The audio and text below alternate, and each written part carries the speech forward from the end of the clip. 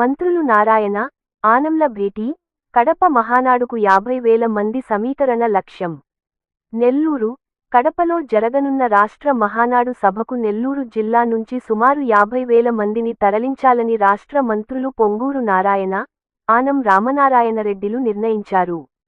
నగరంలోని మంత్రి నారాయణ క్యాంపు కార్యాలయంలో శుక్రవారం జరిగిన భేటీలో ఈ మేరకు ప్రణాళికలు రూపొందించారు. మహానాడుకు కార్యకర్తల రవాణా సౌకర్యాలపై మంత్రులు సుదీర్ఘంగా చర్చించారు.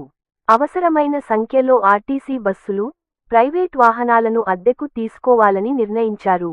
మహానాడుకు హాజరయ్యే నాయకులు, కార్యకర్తలకు ఎలాంటి అసౌకర్యం కలగకుండా అన్ని ఏర్పాట్లు చేయాలని ఆదేశించారు.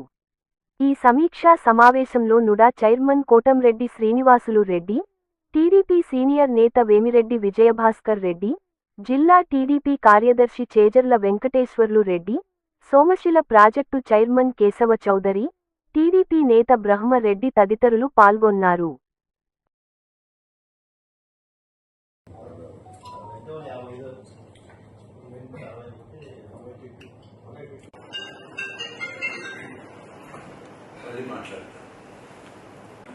శ్రీపతి వాళ్ళ అబ్బాయిని వాళ్ళని కాబట్టి జనార్దన్ ఎవరు నానేడు తను చూస్తుంటాడు.